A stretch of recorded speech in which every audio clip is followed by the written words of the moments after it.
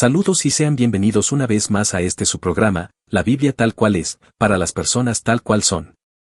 Una vez más se dirige a ustedes su hermano Cristóbal Encarnación. Como ya sabrán, me congrego en la Iglesia Evangélica Pentecostal La Luz de Dios Monte Sinaí, mi amado pastor Bernardo Pérez. Para el día de hoy, estaremos compartiendo uno de los acontecimientos más importantes en la historia de la humanidad. Estaremos hablando sobre la llegada del pecado a la vida del hombre.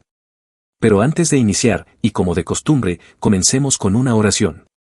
Padre eterno, Dios soberano y Rey de toda la creación, mira que nos encontramos una vez más en nuestro programa, pidiéndote que seas tú hablando y ministrando a nuestras vidas a través de este programa. No nos permitas caer en las tentaciones que nos hace el enemigo a través de nuestra concupiscencia, y danos la fuerza para que podamos resistir los ataques del enemigo. Esto te lo pedimos en el nombre de tu Hijo amado Jesús. Amén.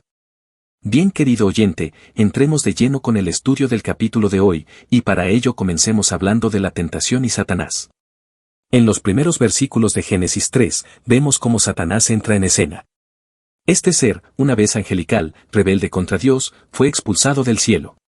Ahora, lleno de rencor, busca desviar a la creación de su Creador.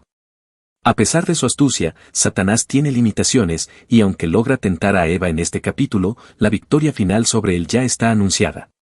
En Génesis 3, 14-15 se profetiza que un día, un descendiente de la mujer, el Mesías, aplastará su cabeza, un claro mensaje de esperanza para toda la humanidad. Entremos en esta narrativa leyendo el versículo 1 del capítulo 3 del libro de Génesis.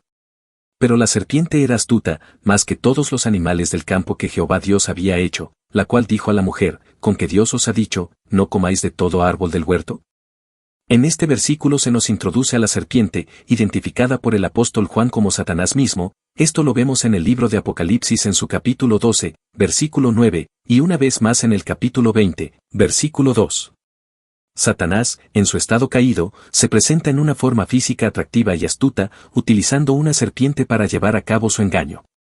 Esto nos revela que la rebelión de Satanás ocurrió antes de este punto, pues ya estaba en oposición a Dios, aunque antes todo en la creación era bueno en gran manera. Esto lo vemos en Génesis 1:31.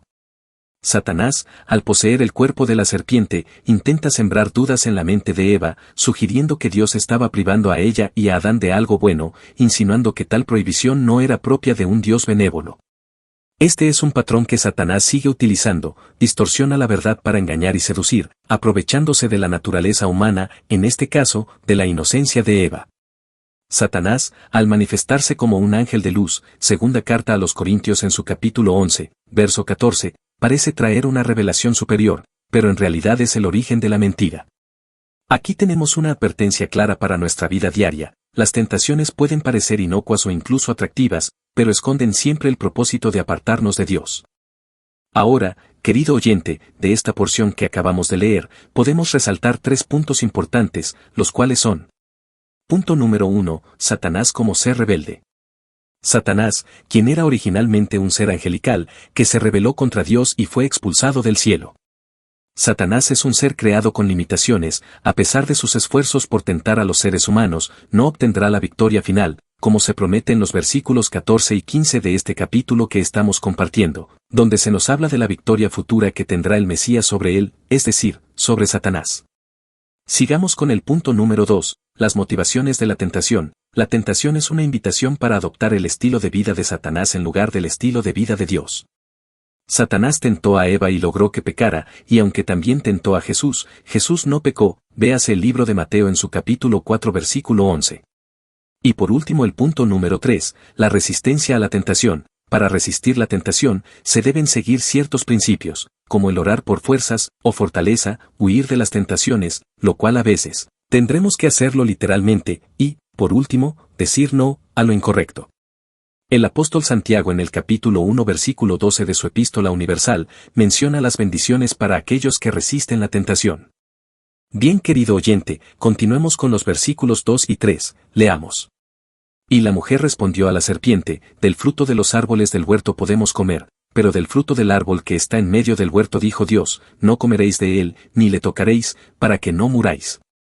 Aquí vemos que Eva responde reconociendo la libertad que Dios les había dado. Podían comer de cualquier árbol, excepto de uno. Sin embargo, en su respuesta, añade una restricción que Dios no había dado explícitamente, la cual es ni le tocaréis, cuando estudiamos el capítulo 2, más específicamente en su versículo 17, donde se nos declara la prohibición de comer de dicho árbol, no se menciona esto. Este pequeño detalle sugiere que Eva ya estaba confundida o malinterpretando la instrucción de Dios, lo que facilitó el trabajo de Satanás para engañarla. Aquí vemos cómo pequeñas alteraciones en la palabra de Dios pueden abrir la puerta al error. De hecho, las sectas, que erróneamente se hacen llamar como cristianas, hacen esto mismo, pequeñas alteraciones para que su narrativa sí pueda tener sentido. En esta sección tenemos una lección para nosotros hoy en día. A veces, en nuestra vida, añadimos cargas innecesarias a lo que Dios nos pide, y eso puede llevarnos a caer más fácilmente en la trampa del enemigo. Debemos ser cuidadosos en interpretar fielmente las Escrituras, para no distorsionar el mensaje de Dios. Continuemos nuestro recorrido por este maravilloso capítulo, leyendo los versículos 4 y 5. Entonces la serpiente dijo a la mujer, no moriréis, sino que sabe Dios que el día que comáis de él, serán abiertos vuestros ojos, y seréis como Dios, sabiendo el bien y el mal. En esta sección podemos ver cómo Satanás contradice directamente la advertencia de Dios, asegurando que no morirían, porque Él es el enemigo público número 1 de Dios, y como su nombre lo dice, Él es el adversario de Dios, y va en contra de todo lo que Dios establece. Esta mentira audaz es el primer paso hacia la caída del hombre. Satanás es llamado el padre de la mentira, véase esto en el libro de Juan capítulo 8, verso 44. Ahora, ¿por qué se le llama así? Porque distorsiona la verdad con una promesa de falsa iluminación. Seréis como Dios le dice. Muchas veces pensamos que todo esto pasó por pura casualidad, que fue una mera coincidencia, pero, mis queridos hermanos, aquí hay sabiduría. Satanás no se lanzó a la aventura, lo que vemos aquí es la estrategia de Satanás. Una estrategia, se preguntará usted, a lo que nosotros le diremos que sí, él planeó todo esto antes de hacerlo. Hágase la siguiente pregunta, ¿cómo actúa Satanás en esta escena? Bueno, querido oyente, su estrategia es bien astuta. Su primer movimiento es sembrar la duda. Le sugiere a Eva que Dios está ocultándole algo, haciéndola creer que Dios es egoísta por prohibirles comer del árbol del conocimiento del bien y del mal. Eva, en lugar de enfocarse en la generosidad de Dios y en todo lo que les había dado, fija su atención en lo que no puede tener. Es aquí donde el engaño de Satanás alcanza su punto máximo. Le promete a Eva que, si come del fruto, será como Dios, teniendo el conocimiento que él posee. Lo que Satanás ofrece es una pseudo-divinidad, es decir, una falsa autonomía, que es en realidad una separación de la perfecta relación con el Creador.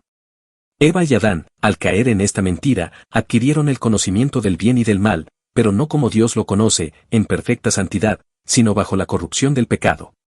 Este es el engaño, el pecado promete libertad, pero en realidad trae esclavitud. Queridos oyentes, qué gran error. Porque no es en desobedecer donde encontramos la libertad. La verdadera libertad proviene de la obediencia a Dios. Sigamos avanzado, querido oyente, leamos ahora el versículo 6. Y vio la mujer que el árbol era bueno para comer, y que era agradable a los ojos, y árbol codiciable para alcanzar la sabiduría, y tomó de su fruto, y comió, y dio también a su marido, el cual comió, así como ella. Vemos cómo en este versículo se describe el proceso de la tentación, lo bueno, lo agradable y lo deseable. Eva no se rebeló abiertamente contra Dios, sino que fue seducida y engañada. A través de estos tres aspectos, la satisfacción física, la belleza y la sabiduría, Satanás manipuló su percepción, haciéndole creer que tomar del fruto era lo correcto. Este patrón se repite en nuestra vida hoy, lo que es atractivo a nuestros sentidos, lo que es deseable para nuestra mente y lo que parece proveer sabiduría independiente de Dios, puede fácilmente desviarnos. La advertencia es clara. No debemos confiar en nuestros propios deseos si estos se apartan de la voluntad de Dios. Pero volvamos con Adán y Eva, con la narrativa que hemos seguido hasta este versículo 6 del capítulo 3 de Génesis, podemos resaltar 3 puntos. Primer punto, la soledad de Adán. Como la primera y única persona en la tierra, Adán vivió una experiencia única de soledad y aprendizaje sin precedentes. Dios creó a Eva para ser su compañera y ayudar. Segundo punto, el motivo de Satanás para tentar a Eva. Satanás engañó a Eva haciéndole creer que podría ser como Dios desafiando su autoridad. La verdadera meta es reflejar las características de Dios y reconocer su autoridad, no tratar de reemplazarlo. Tercer punto, la rebelión contra Dios. La exaltación del yo lleva a la rebelión contra Dios. Al poner nuestras propias ideas por encima de las de Dios, caemos en la trampa de Satanás. Y el cuarto punto sería, la desobediencia y consecuencias. Adán y Eva desobedecieron el mandamiento de Dios sobre el árbol del conocimiento. Esta desobediencia rompió la creación perfecta y separó al hombre de Dios. Continuemos leyendo el versículo 7. Entonces fueron abiertos los ojos de ambos, y conocieron que estaban desnudos, entonces cosieron hojas de higuera, y se hicieron delantales. Este versículo es fundamental para entender el efecto inmediato del pecado. Hasta este punto, Adán y Eva vivían en completa inocencia, sin vergüenza, pues no tenían conciencia de su desnudez, véase Génesis capítulo 2, versículo 25. Sin embargo, una vez que comieron del fruto prohibido, se les abrieron los ojos, pero no en el sentido que esperaban. El conocimiento que adquirieron fue el de su condición pecaminosa y de su vergüenza, lo cual les llevó a la autoconciencia de su desnudez. Inmediatamente después de desobedecer, Adán y Eva experimentaron algo nuevo, la culpa. Sintieron vergüenza por su desnudez y, en un intento inútil, trataron de esconderse de Dios. Este sentimiento de culpa, que algunos psicólogos hoy señalan como inherente al ser humano, nos señala una verdad esencial: el pecado trae consigo una separación. Pero esconderse de Dios es imposible. Él, en su amor y misericordia, busca al hombre, no para castigarlo sin compasión, sino para restaurarlo. Es interesante que intentaron cubrir su desnudez con hojas de higuera, una solución temporal y completamente inadecuada para cubrir el pecado. Esto es una metáfora de los esfuerzos humanos para lidiar con el pecado por sus propios medios, lo cual nunca puede ser suficiente. Curiosamente, en el Nuevo Testamento, Jesús maldice una higuera, lo que muchos teólogos interpretan como un símbolo de la religión vacía, una apariencia de cubrir el pecado sin una solución real. Las hojas de higuera representan nuestras propias obras que intentan tapar lo que está roto entre nosotros y Dios, pero solo Dios mismo puede proporcionar una solución adecuada. Veamos ahora lo que dice el versículo 8. Y oyeron la voz de Jehová Dios que se paseaba en el huerto, al aire del día, y el hombre y su mujer se escondieron de la presencia de Jehová Dios entre los árboles del huerto. Dios se paseaba en el huerto es una imagen que sugiere una relación cercana e íntima con la humanidad antes de la caída. Sin embargo, la reacción de Adán y Eva al oír la voz de Dios refleja el cambio dramático que el pecado produjo en su relación con Él. En lugar de acercarse a Dios, se escondieron. Este es un patrón que también vemos en nuestras vidas hoy: el pecado produce vergüenza y un deseo de esconderse de Dios. Es importante notar cómo el pecado no solo afectó la relación entre los humanos, como se verá en versículos posteriores, sino que lo primero que rompe es la comunión con Dios. El deseo natural del hombre ya no es caminar con Dios, sino huir de su presencia, temiendo el juicio. Sigamos avanzando hacia el versículo 9. Mas Jehová Dios llamó al hombre, y le dijo: ¿Dónde estás tú? Este versículo nos revela el corazón misericordioso de Dios.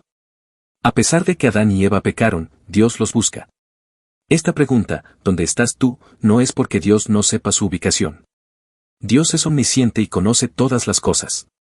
En cambio, esta pregunta es un llamado a la reflexión y al arrepentimiento. Dios, en su amor, da la oportunidad al hombre de confesar su pecado, de reconocer su error. Es un modelo que vemos a lo largo de toda la Biblia: Dios busca al pecador, incluso cuando el pecador se esconde. La pregunta de Dios es la misma para nosotros hoy: ¿dónde estás?, lo cual es una invitación a regresar a Él. ¿Quiere usted regresar a Él, querido oyente? Este es el mejor momento para hacerlo. Le invitamos que, si usted quiere regresar a Él, le aconsejamos que lea su Biblia y que busque una buena iglesia evangélica. Porque a Él le encuentra el que temprano le busque. Continuemos con el versículo 10, leemos. Y él respondió: Oí tu voz en el huerto, y tuve miedo, porque estaba desnudo, y me escondí. La respuesta de Adán muestra la profunda transformación que el pecado ha traído a su corazón. Por primera vez, el miedo entra en escena. Dijo Adán: tuve miedo. Antes de la caída, no había miedo en la relación de Adán con Dios. Pero ahora, la vergüenza por su desnudez y el conocimiento de su transgresión lo hacen temer la presencia de Dios. Este temor no es el mismo tipo de temor reverente que las Escrituras a menudo mencionan como algo positivo, sino el miedo que proviene de una conciencia culpable. Es importante destacar que, aunque Adán menciona su desnudez, aún no admite su pecado. Y este es el problema que afecta a mucha gente, el que no admiten su pecado ante Dios. Sigamos con nuestro recorrido en el versículo 11. Y Dios le dijo: ¿Quién te enseñó que estabas desnudo? ¿Has comido del árbol de que yo te mandé no comieses? Dios sigue cuestionando a Adán, no porque no sepa lo que ha sucedido, sino para darle la oportunidad de confesar abiertamente su transgresión. La pregunta de Dios, quien te enseñó que estabas desnudo, destaca el hecho de que Adán y Eva no conocían el mal hasta que desobedecieron. El conocimiento del bien y del mal vino de una manera trágica, mediante la experiencia del pecado. Dios le hace la pregunta directa, ¿has comido del árbol? Este es el momento crucial en el que Adán podría haber confesado su pecado abiertamente. Esta vendría siendo la segunda o tercera oportunidad que Dios le da para que se arrepienta. ¿Qué cree usted que hará Adán, querido oyente? ¿Se arrepentirá, confesará su pecado, o intentará justificarse? Bueno, para tener la respuesta a esta pregunta, leamos el versículo 12. Y el hombre respondió, la mujer que me diste por compañera me dio del árbol, y yo comí. En lugar de asumir la responsabilidad, Adán culpa a Eva. Adán acaba de fallar la pregunta del $1.000.000. Pero él no simplemente culpa a Eva, sino que, de manera indirecta, también a Dios. Tal vez usted se preguntará, ¿cómo culpa Adán a Dios por esto? Bueno, querido oyente, en la frase la mujer que me diste, en esta frase él engloba que, si Dios no le hubiese dado a Eva como su mujer, él no pecaría, por ende, es culpa de Dios por darle a esa mujer. Esta es una manifestación del efecto destructivo del pecado en las relaciones humanas. El pecado introduce la culpabilidad y el conflicto, ya que Adán busca protegerse a sí mismo, incluso si eso significa culpar a su esposa y a Dios. Este versículo también refleja una tendencia común en los seres humanos. Cuando pecamos, tratamos de justificarnos o echar la culpa a otros, en lugar de confesar abiertamente nuestra responsabilidad. Ya que Adán falló al intentar justificarse en lugar de arrepentirse, veamos cómo lo hace la mujer, a ver si ella lo hace mejor que Adán. Leamos el versículo 13, entonces Jehová Dios dijo a la mujer, ¿qué es lo que has hecho? Y dijo la mujer, la serpiente me engañó, y comí. No puede ser, querido oyente, la mujer también falló al responder la pregunta que Dios le había hecho. Al igual que Adán, Eva también intenta desviar la culpa, pero al menos reconoce que fue engañada. Aquí se introduce otro aspecto del pecado, el engaño. Como ya habíamos mencionado, Satanás es descrito como el padre de la mentira, véase el libro de Juan, en su capítulo 8, versículo 44, y su estrategia es siempre distorsionar la verdad para hacer que el pecado parezca deseable e inofensivo. Aunque Eva fue engañada, ella sigue siendo responsable de su desobediencia, como lo demuestra la sentencia que recibirá en los siguientes versículos. Comencemos primero con la sentencia de la serpiente, veamos el versículo 14. Y Jehová Dios dijo a la serpiente, por cuanto esto hiciste, maldita serás entre todos los animales y entre todas las bestias del campo, sobre tu pecho andarás, y polvo comerás todos los días de tu vida. Aquí, Dios pronuncia juicio sobre la serpiente. Primero, se maldice a la serpiente como un símbolo físico de la caída. Su condena de andar sobre su pecho y comer polvo es tanto literal como simbólica. Literalmente, la serpiente se arrastrará, pero simbólicamente, esto representa la derrota y humillación de Satanás. La imagen de comer polvo también es un símbolo de derrota en muchas culturas antiguas, véase el libro del profeta Miqueas en su capítulo 7, versículo 17, y el del profeta Isaías en su capítulo 65, versículo 25. La serpiente será el objeto de desprecio y humillación, reflejando la caída final de Satanás. Sigamos en el versículo 15. Y pondré enemistad entre ti y la mujer, y entre tu simiente y la simiente suya, ésta te herirá en la cabeza, y tú le herirás en el calcañar. Este versículo es una de las citas bíblicas más importantes y sobresalientes de las Escrituras. Aunque es una maldición dirigida a la serpiente, Satanás también contiene una promesa de redención para la humanidad. Por eso es conocido como el protoevangelio o el primer anuncio del evangelio. La simiente de la mujer es una referencia a Cristo, quien finalmente vencerá a Satanás. La frase te herirá en la cabeza indica una derrota definitiva de Satanás, mientras que tú le herirás en el calcañar sugiere una herida temporal que Cristo sufriría, esto sería su crucifixión. Este versículo establece el tono para toda la narrativa bíblica. Se nos presenta ahora un tema que se verá en cada uno de los libros de la Biblia y que nosotros veremos durante todo el recorrido de este programa. La redención del ser humano, por medio de un Redentor, Jesús el Cristo. Esto nos presenta un conflicto continuo entre las fuerzas del mal y la humanidad redimida por Dios. Sin embargo, la victoria final ya está predicha en este versículo. Continuemos con la sentencia hacia la mujer, veamos el versículo 16. A la mujer dijo, multiplicaré en gran manera los dolores en tus preñeces, con dolor darás a luz los hijos, y tu deseo será para tu marido, y él se enseñoreará de ti. Aquí vemos las consecuencias del pecado sobre la mujer. Primero, el dolor en el parto es una de las maldiciones. Lo que antes era una experiencia natural y bendecida se convertirá en una experiencia dolorosa y difícil. La frase "tu deseo será para tu marido" ha sido interpretada de varias maneras. Algunos estudiosos sugieren que significa que la mujer buscará control o dominio sobre su esposo, lo que llevará a conflicto en las relaciones. Otros interpretan que la mujer tendrá un fuerte deseo emocional hacia su esposo, a pesar del dolor y las dificultades que el pecado ha introducido en la relación conyugal. Veamos lo que opinan estos estudiosos de la palabra. John MacArthur interpreta esta frase como parte de la maldición que afecta las relaciones matrimoniales, señalando que el deseo de la mujer aquí es buscar controlar o dominar a su esposo, pero él ejercerá autoridad sobre ella.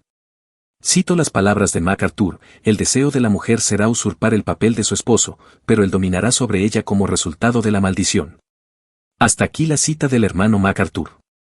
Fuente: John MacArthur Study Bible, comentario sobre Génesis 3:16. Wayne Grudem. En su obra sobre el papel de hombres y mujeres en la iglesia y el hogar, sugiere que la frase refleja un conflicto entre la esposa y el esposo, donde la mujer podría sentir la necesidad de rebelarse contra la autoridad del esposo, pero la dinámica en la creación original es que el hombre debe liderar en amor y humildad.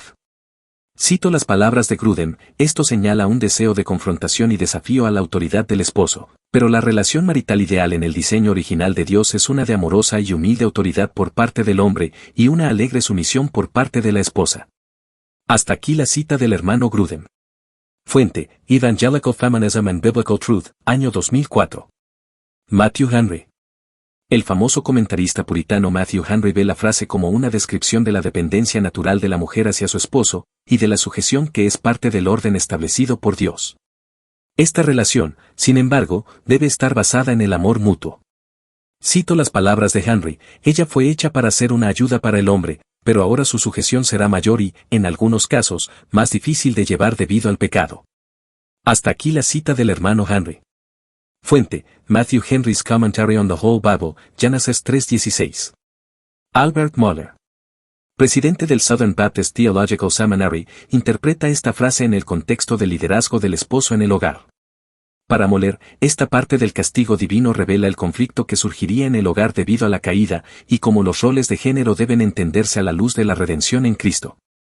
Cito las palabras de Mohler: el deseo de la mujer por su marido no es simplemente de afecto, sino un deseo de influencia y control, que el esposo, debido a la caída, ejercerá de manera opresiva o insensible. Hasta aquí las palabras del hermano Mohler. Fuente: A Theology for the Family, año 2011. Como pudimos ver, varios teólogos tienen opiniones diferentes sobre la interpretación de este texto. Como no es un tema dogmático, usted se puede inclinar por la que más le guste, pero lo importante en resaltar aquí es que esta sentencia trajo un desequilibrio en la relación matrimonial entre el hombre y la mujer. Y por último, veamos la sentencia hacia el hombre. Leamos los versículos del 17 al 19. Y al hombre dijo: por cuanto obedeciste a la voz de tu mujer, y comiste del árbol de que te mandé diciendo, no comerás de él, maldita será la tierra por tu causa, con dolor comerás de ella todos los días de tu vida. Espinos y cardos te producirá, y comerás plantas del campo. Con el sudor de tu rostro comerás el pan hasta que vuelvas a la tierra, porque de ella fuiste tomado, pues polvo eres, y al polvo volverás. Al leer estos versículos podemos notar dos cosas: la primera es que la sentencia de Adán es más larga que la de Eva, y lo segundo es que no solo Adán fue afectado por su sentencia. Esto refleja la responsabilidad de Adán en la transgresión. Dios le recuerda explícitamente que su pecado fue resultado de obedecer a la voz de su mujer en lugar de obedecer el mandato directo que Dios le había dado. El pecado de Adán no solo afectó su vida personal, sino que su desobediencia tuvo consecuencias cósmicas: la maldición de la tierra. La frase "maldita será la tierra por tu causa" indica que el pecado humano afecta a toda la creación.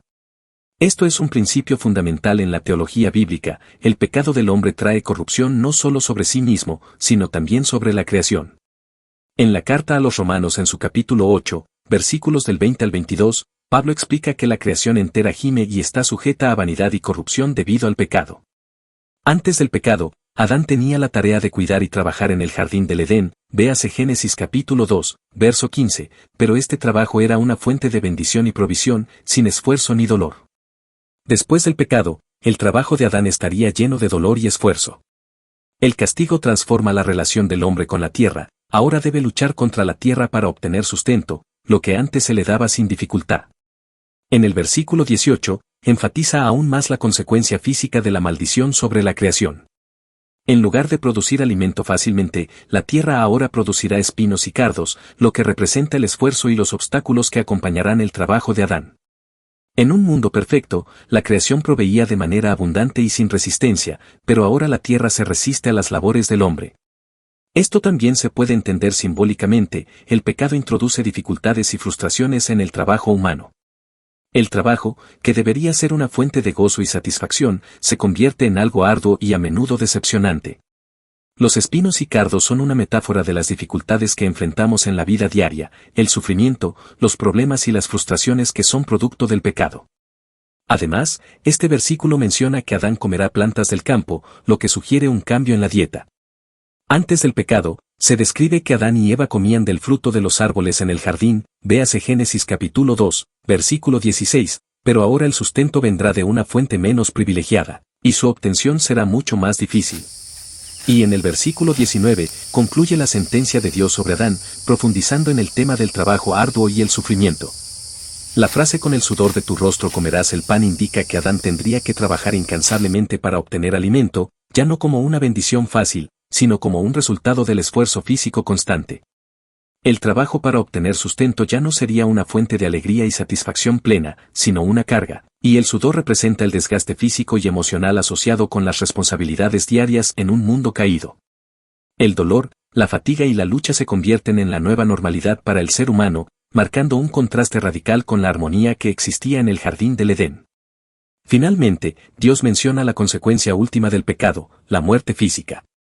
Hasta que vuelvas a la tierra es una referencia a la muerte inevitable. El pecado no solo trae sufrimiento y trabajo arduo, sino también la muerte. Adán fue formado del polvo de la tierra, véase Génesis capítulo 2, verso 7, y ahora, debido al pecado, su destino es regresar a ese mismo polvo. La frase pues polvo eres, y al polvo volverás es una verdad contundente sobre la mortalidad humana. Antes de la caída, la muerte no era parte del plan divino para la humanidad. Pero debido al pecado, la muerte física se convierte en una realidad inescapable para todos los descendientes de Adán. Este versículo también tiene un significado espiritual profundo. El pecado no solo trae muerte física, sino también muerte espiritual, una separación de Dios que afecta a toda la humanidad. En este contexto, la muerte es tanto un resultado del juicio de Dios como una parte de la nueva realidad en un mundo caído. Sin embargo, aunque este versículo marca el fin de la vida física, más adelante en la Biblia encontramos promesas de redención y vida eterna a través de Jesucristo, quien vencerá la muerte y restaurará lo que se perdió en el Edén. Léase la primera carta a los Corintios capítulo 15, versículos del 21 al 22. Bueno, querido oyente, el tiempo se nos ha acabado por hoy. En nuestro próximo programa continuaremos justo donde lo dejamos. Ha sido un placer compartir la palabra de Dios con usted. Nos despedimos deseándole una semana llena de bendiciones y prosperidad. Que Dios le bendiga, abundantemente.